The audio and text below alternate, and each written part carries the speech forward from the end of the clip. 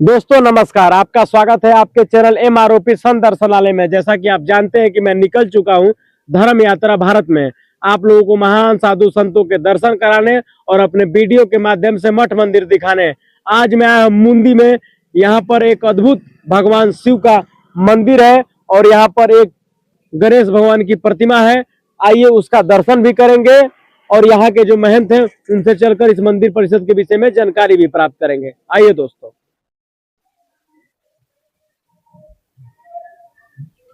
दोस्तों अद्भुत मंदिर है।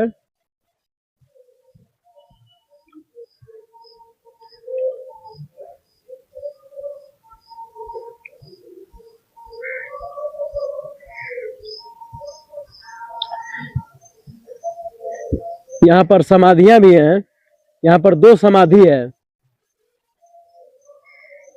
यहाँ पर दो समाधि है और यहाँ पर बहुत ही प्राचीन ये पेड़ है। मैं कहूँगा कैमरामैन से इसको दिखाने के लिए। और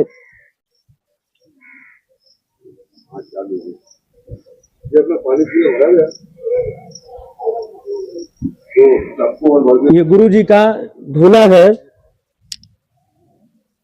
चूंकि प्राचीन धूना है, गुरु जी यहाँ पर भभूति और भस्मी लगाकर विराजते हैं। बहुत ही प्राचीन धूना है। मैं कहूँगा कैमरामैन से इसको दिखाएं। और गुरु जी का ये निवास है। ये गुरु दत्तात्रेय भगवान की तस्वीर है। आइए दोस्तों इस कुएं का भी दर्शन करते हैं। ये कुएं में पानी भरा है।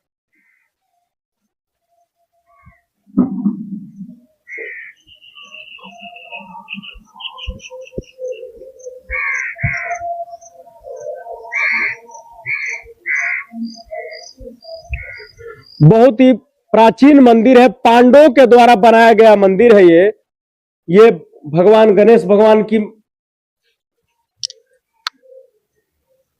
गणेश जी का ये मंदिर है।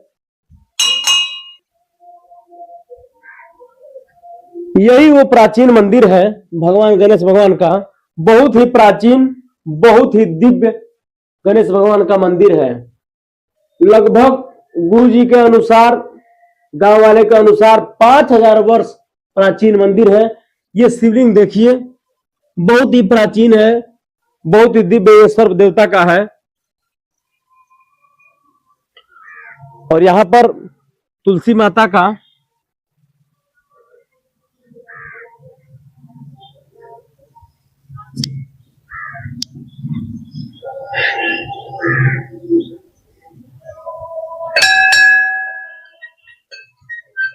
यहाँ पर भगवान हनुमान जी,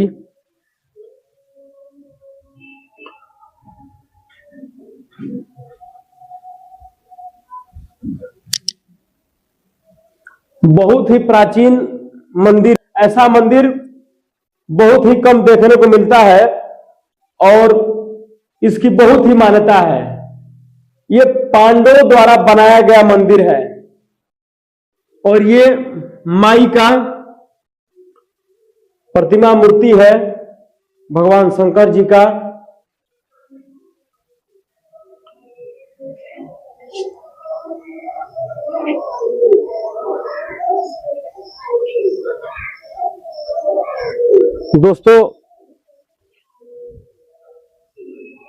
दोस्तों अब यहाँ के जो महंत हैं उनसे चलकर इस शिव भगवान के मंदिर के विषय में कितना प्राचीन है और ये भगवान गणेश जी के ये कितना प्राचीन है, इसकी कितनी दिव्यता है, यहाँ पर क्या चमत्कार है, आइए उनसे चलकर इस मंदिर परिषद के विषय में जानकारी प्राप्त करते हैं। ओम नमो नारायण। गुरु जी हमारा शिवगिरी जी। गुरु जी आपके गुरु जी का नाम? श्री रामेश्वर गिरी जी। गुरु जी आप किस अखाड़े से हैं? श्री पंचदश नाम जूना अखाड़ा जी। गुरु जी इस मंदिर के प्राचीनता के विषय में कुछ बताइए। गुरु जी प्राचीन मंदिर है, पांडव कालीन बताते हैं। पांडव कोई लिखित इतिहास में नहीं है लेकिन पब्लिक बताती है प्राचीन जी। गुरु जी लगभग कितने सौ वर्ष प्राचीन गुरु जी? ये 1500 वर्ष पुराना होना चाहिए पत्थर के हिसाब से जी। गुरु जी आप यहाँ पर अपने कितने साल से सेवा दे रहे हैं? हमको करीब 15 साल के ऊपर हो गया।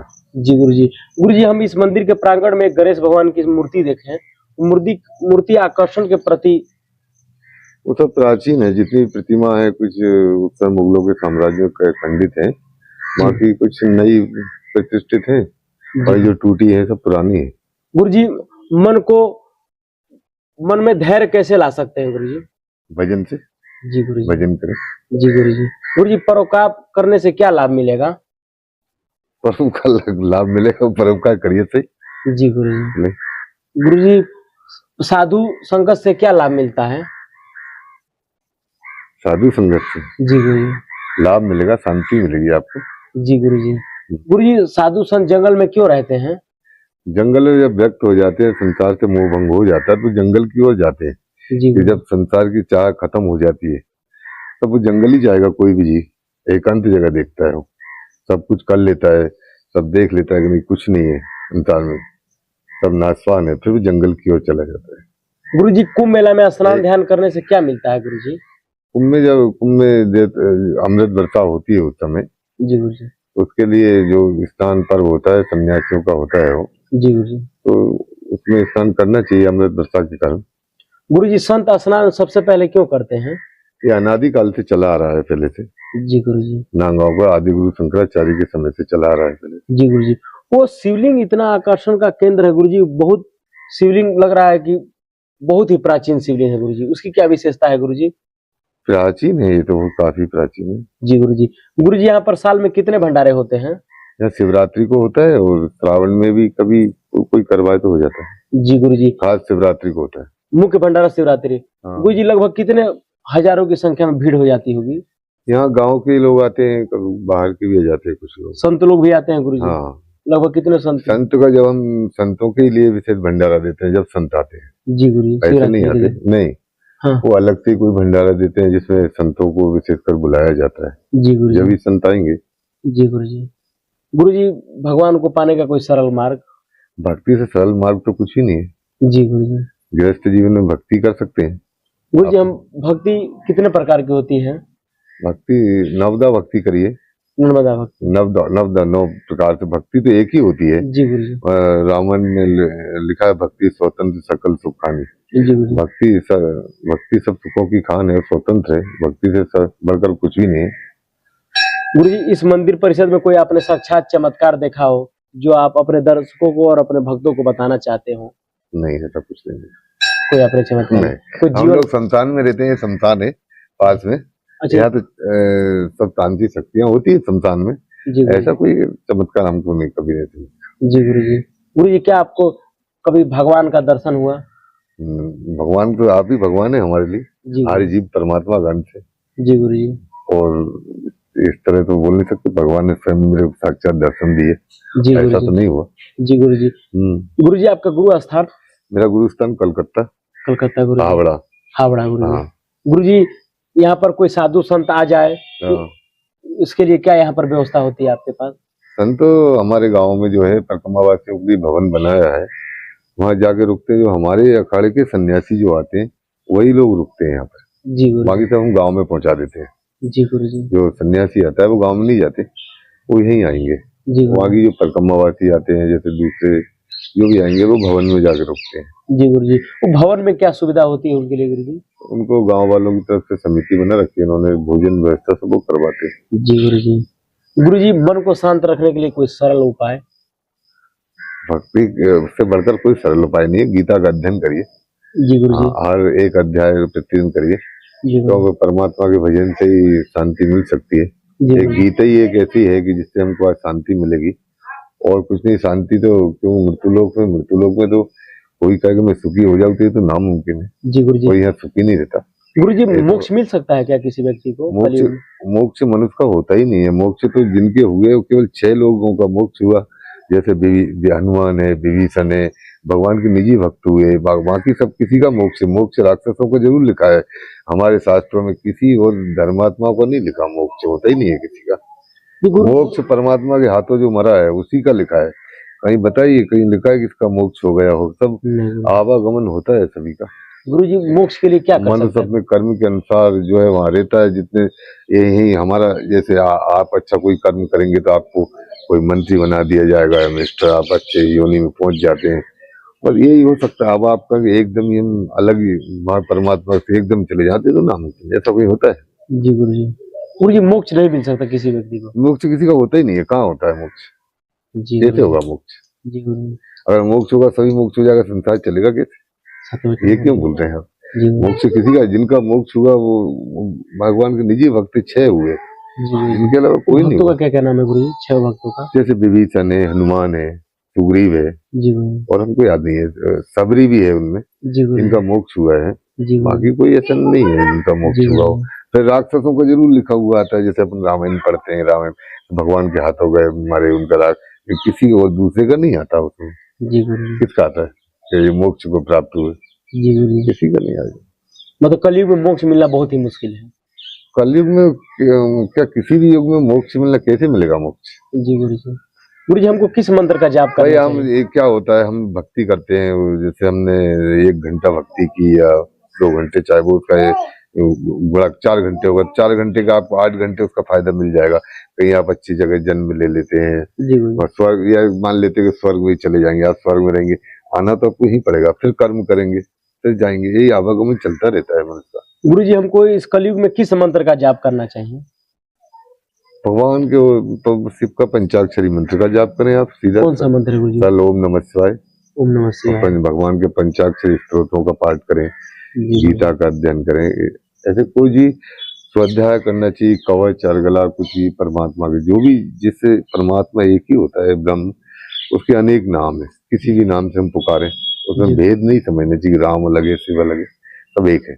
जी। तो कोई भी उनका मंत्र अगला जो भी आप कंठस्थ याद करके उसको रोज प्रतिदिन करना चाहिए। जी गुरुजी। स्वाध्याय में कुछ भी ले लो, रामायण ले लो, गीता ले लो, लेकिन कुछ भी प्रतिदिन करना चाहिए। गुरुजी आपकी दिनचर्या क्या रहती है सुबह से लेकर शाम? सुबह हम लोग 4 बजे उठते हैं, तो वो हमारे पास कोई काम वाला नहीं था, काम भी हमको ही करना पड़ता था।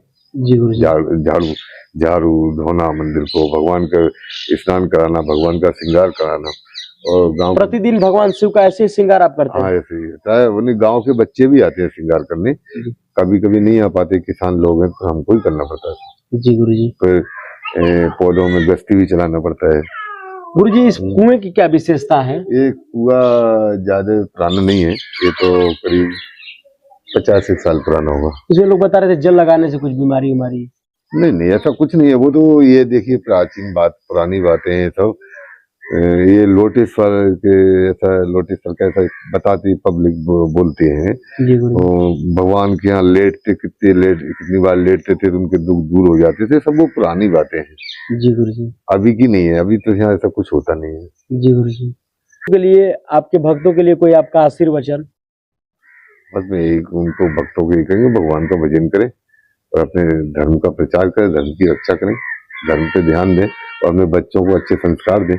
आज जो माहौल बना है वो ठीक नहीं है हमारे सनातन धर्म के लिए। तो समाज में वो जो फैल रहा है गंदगी, उसको दूर करें किसी भी तरह, अच्छे संस्कार दें बच्चों को, और बच्चों को विशेषकर ध्यान दें, पढ़ने वालों को, उनकी दिनचर्याओं पर विशेषकर ध्यान दें। गुरुजी आने वाले समय में क्या सनातन धर्म का नाश हो जाएगा? नहीं, सनातन धर्म का कभी नाश नहीं होता। ये तो कई बार ऐसे धर्मियों ने परेशान करा है हिंदू लोगों को, लेकिन कभी नाश कभी नहीं होता। कोई न कोई महापुरुष आता है और फिर उसको आगे बढ़ा। गुरुजी इस मंदिर परिसर में पेड़ ही पेड़ है। गुरुजी पेड़ लगाने से क्या मिलता है? क्या पेड़ लगाना भी एक तरीके का साधना है? पेड़ लगाना, जैसे संत जो होता है वो जन सेवा के लिए, संत का काम जन सेवा, सबका कल्याण का सोचता है वो। तो पेड़ भी उसी के माध्यम से, पेड़ लगाने से एक तो पक्षी बैठेंगे, लोग जो भी बैठेंगे, छाया मिलेगा, पक्षियों को भोजन मिलेगा, उसके लिए पौधों पर ज्यादा ध्यान देते हैं लोग। गुरुजी आजकल के युवा नशे में विलुप्त हैं, दिमागी लोग सोलेशन पी रहे हैं, कोई सब इधर उधर कर रहे हैं। गुरुजी उनके लिए कोई आपका संदेश युवाओं के लिए? आज का युवा क्या है, बहुत ज्यादा बिगड़ा हुआ है। गांजा, चरस, ये सब बहुत ज्यादा पीते हैं, और ज्यादातर पढ़ने वाले बच्चे ज्यादा पीते हैं। हमारे यहाँ तो आते हैं वो तो उनके माँ बाप को कोई ध्यान देना चाहिए ज्यादा। पूरी साधु संत गांजा क्यों पीते हैं? साधु संत क्या वैराग्य में रहते हैं, वो ध्यान लगाने के लिए पीते हैं, और अपनी शरीर को खत्म करने के लिए। क्योंकि ज्यादा पहलवान रहेंगे साधु संत उल्टे कामों की ओर जा सकते हैं, तो इसलिए अपने शरीर को नष्ट करते हैं, जी गुरु काम को नष्ट करते हैं, किसी तरह उधर हम गलत की ओर ना भागे। जी गुरु जी। गुरु जी, हम इंसान को ऐसा क्या काम करना चाहिए जिसको उसको दुख रहा है? अच्छे परोपकार करने चाहिए, सेवा, सेवा सबसे बड़ा धर्म, जी सेवा से बढ़कर कोई धर्म है। सेवा का भाव होना चाहिए हर मनुष्य में, हर जीव से एक प्रेम करना, हर जीव को एक अपनापन समझना, ये द्वेष भाव हिंसा ये सब नहीं होना चाहिए, किसी जीव से छुआछूत ये सब नहीं। जब तक ये चीजें हमारे अंदर है, जब तक हम परमात्मा को नहीं पा सकते। गुरु जी, सेवा क्या है? सेवा हर जीव की सेवा करना, सेवा का मतलब जैसे प्यासा पानी पिलाइए, भोजन कोई उसका आपके पास अगर भोजन है तो भोजन कराइए, किसी के पास वस्त्र की जरूरत है उसको कपड़े दीजिए, आपके पास परमात्मा ने धन दिया है तो अच्छे कार्यों में लगाइए। जी और कोई गरीब है उसको, हमारी समाज में कोई हमारा पड़ोसी है जिसे उसके पास कपड़े नहीं है, जूते नहीं है, अगर हम कर सकते हैं वैसा करना चाहिए, यही सेवा है, समाज की सेवा करना चाहिए। जी गुरु जी। कोई क्या गुरु जी आप कुंभ मेले में भी जाते हैं? हाँ जी गुरु हाँ, जी। 1 महीना हम वहीं रहते हैं, फिर बीच में कोई काम होता है आ भी जाते हैं। जी अभी गुरु जी। गंगा सागर चले जाएंगे जनवरी में। जी गुरु जी। तो या फिर इस डेरे का कौन देखेगा गुरु जी? ये सब मजदूर लोग हैं, ये सब काम करने वाले एक रहते हैं यहाँ पे, जी गुरु जी। गांव के लोग रहते हैं, फिर किसी पंडित को छोड़ जाते हैं पूजा के लिए, गांव के लोग सब संभाल लेते हैं। यहाँ ऐसा कुछ नहीं कि पंडित ही होना, हम लोग जहाँ रहते हैं वहाँ कोई जातिवाद नहीं चलता, जी गुरु जी। कोई भी आएगा सब पूजा वो उसी को हम पुजारी नियुक्त करते हैं।